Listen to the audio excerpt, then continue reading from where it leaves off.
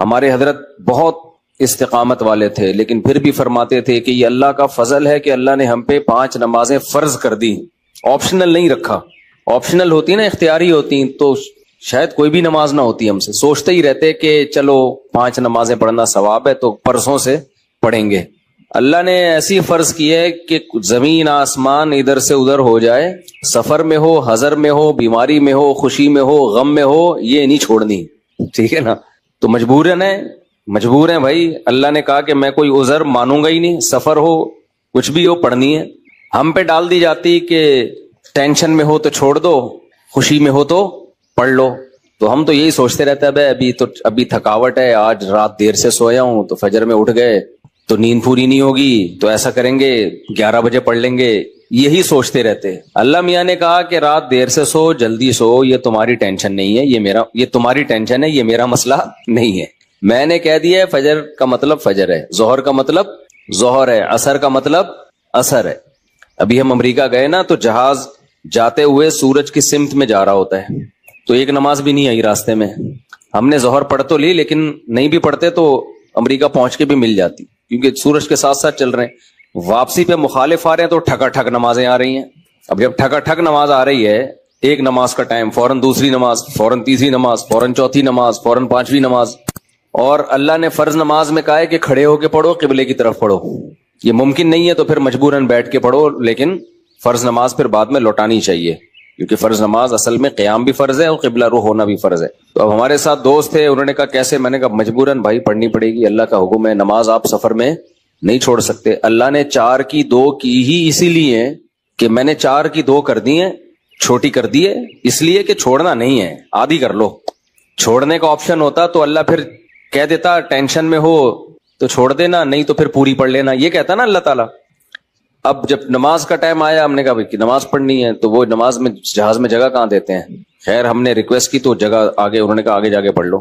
تو ہم نے کیا کیا، ہم نے کہا بھائی آج کل ایک ایپ آ رہی ہے جو لوگ جہازوں میں سفر کرتے ہیں، اس کا نام ہے حلال فری کر کے کچھ ہے، نام بھول گیا میں، بڑا زبردست نام ہے، آپ لوگ نوٹ کر لیں، وہ کبھی جہاز میں سفر ہو نا، حلال ٹرپ، یہ ایپ ڈاؤن لوڈ کر لیں اپنے موبائل میں، اور اگر ڈاؤن لوڈ نہیں ہو رہی تو ڈائریکٹ گوگل پہ بھی سرچ کی جا سکتی ہے، حلال ٹرپ گوگل پہ لکھیں تو وہ ایک ویب سائٹ آ جائے گی، وہ کھولیں، وہ آپ سے مانگے گا جہاز کے ٹائمنگ کیا ہے، کدھر سے کدھر جا رہا ہے، کیا تاریخ ہے، آپ اس میں ڈالیں گے، ٹھک کر کے وہ بتا دے گا کہ آپ کی جو گھڑی میں اس وقت ٹائم ہو رہا ہے اس کے مطابق فجر کتنے بجے، ظہر کتنے بجے، عصر کتنے بجے، مغرب کتنے بجے، عشاء کتنے بجے، اور اتنے بجے قبلہ کہاں ہوگا، اتنے بجے قبلہ جہاز میں کس سمت میں ہوگا۔ تو بڑی خاندانی ایپلیکیشن ہے، تو وہ آپ جیسے ہی ڈالیں گے ٹھک کر کے، تو ایک گھڑی آپ ایسی رکھیں جو چینج نہ ہو ٹائم اس کا۔ تو یہ خوب مسئلہ سمجھ لیں کہ جہاز میں آپ کو کھڑے ہو کر نماز پڑھنی ہے، اگر ممکن نہ ہو اجازت نہ دیں پھر مجبوراً بیٹھ کے پڑھیں، لیکن اس نماز کو لوٹا لیں۔ تو ہم نے تو کھڑے ہو کر اجازت مل گئی تھی، ہم نے کہا چلو پڑھتے ہیں۔ اس میں یہ آسانی ہے کہ ظہر اور عصر اکٹھی، لیکن کیسے اکٹھی؟ اس طرح سے اکٹھی کہ ہم نے دیکھا کہ ظہر کا ٹائم ختم ہو رہا ہے، فرض کریں 5 بجے ختم ہو رہا ہے، اور عصر کا ٹائم 5 بجے شروع ہو رہا ہے، تو ہم نے کیا کیا، وضو کر لیا، کیونکہ جہاز کے واش روم میں وضو کرنا بھی آسان کام نہیں ہے، تمیز سے وضو کیا کرو، وہاں پہ ایسا کیچڑ نہ کر دو کہ وہ بولیں نمازیوں پہ پابندی لگا دیں، اس میں وضو تمیز سے، پانی نہ گرے۔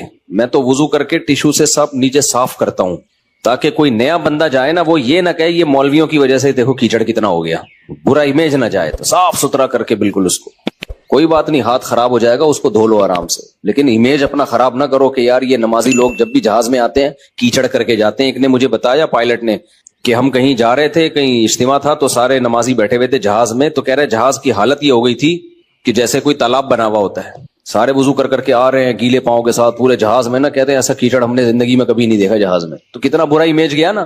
تو اس لیے صفائی ستھرائی کر کے ان کو لگے کہ کوئی بات نہیں یار، اگر یہ وضو کر بھی لیتے ہیں تو واش روم میں ذرہ برابر بھی گندگی نہیں ہوتی، تو صاف ستھرا کر کے نکلو باہر۔ اس بیان ابھی شروع کروں گا، لیکن یہ بھی ضروری بات ہے کہ تاکہ جہازوں میں بھی نمازوں کا اہتمام کریں۔ اللہ کو نماز بہت زیادہ محبوب بھی ہے، اور اللہ کے ہاں جتنی ویلیو نماز کی ہے نا اتنی کسی حکم کی نہیں ہے۔ اللہ نے نہیں چھوڑی ہے، میں نے دیکھا ہے لوگ جہازوں میں نمازیں گول کر رہے ہیں، ٹرینوں میں نمازیں گول کر رہے ہیں، شاپنگ میں نمازیں، ہو بھائی میدان جنگ میں اللہ کہہ رہا ہے، میدان جنگ میں کہ نہیں، اگر تم میدان جنگ میں کھڑے ہو کر پڑھ سکتے تو پیدل پڑھ لو، سواری پہ پڑھ لو، اے اللہ بعد میں پڑھ لیں گے نا, جنگ سے جب فارغ ہو جائیں گے پھر پڑھ لیں گے, ابھی کیا ٹینشن ہے. اللہ نے کہا ان الصلاۃ کانت علی المؤمنین کتابا موقوتا, نماز مومنین پر مقررہ اوقات میں فرض ہے, یہ نہیں ہے کہ بعد میں پڑھ لو.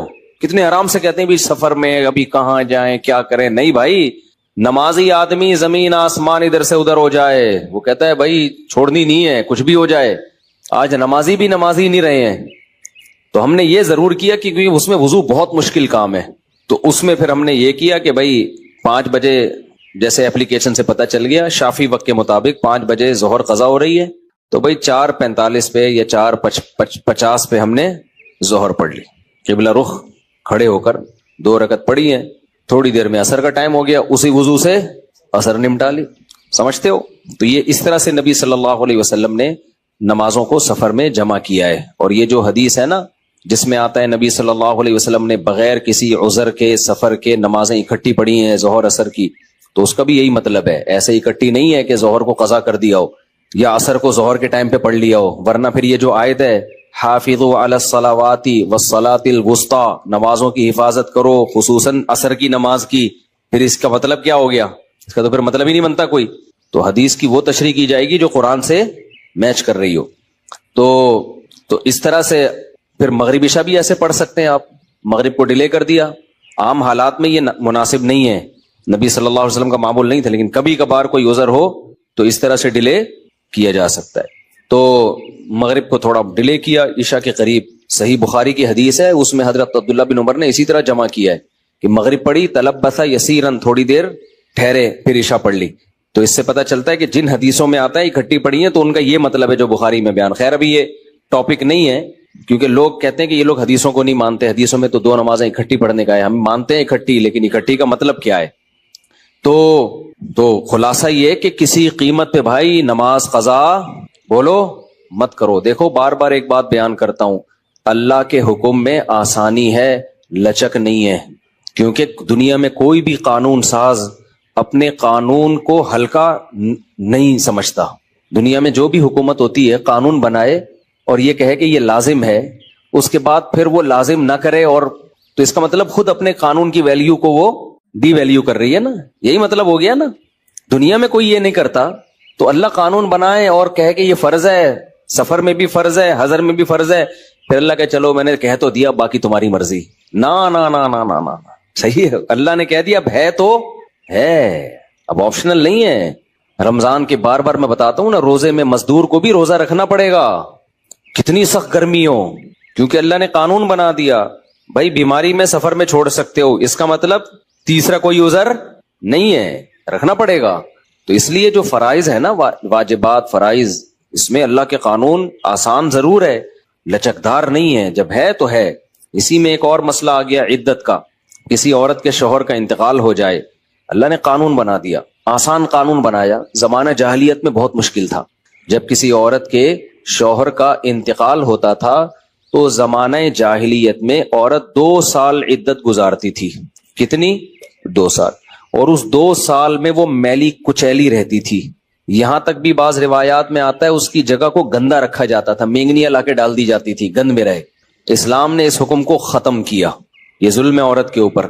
اللہ نے حکم دیا 4 مہینے 10 دن بس, اور اس میں میلی کچیلی نہیں رہے گی, نہائے دھوئے, بس زینت اختیار نہیں کرے گی, زیور نہ پہنے, خوشبو کا استعمال نہ کرے, زینت اختیار نہ کرے, باقی نارمل رہے, گھر سے باہر نہ نکلے. وہ ایک صحابیہ نے نبی صلی اللہ علیہ وسلم سے اجازت چاہی کہ بھئی 4 مہینے 10 دن میں یوں کر لوں, میں فلانی جگہ چلے جاؤں. آپ نے فرمایا اللہ تعالیٰ نے تمہیں یہ آسانی دی ہے کہ وہ زمانہ جاہلیت کا حکم اللہ نے منسوخ کر دیا, اب اتنی آسانی دے دی, تو اب اس حکم کو فالو کرنا پڑے گا.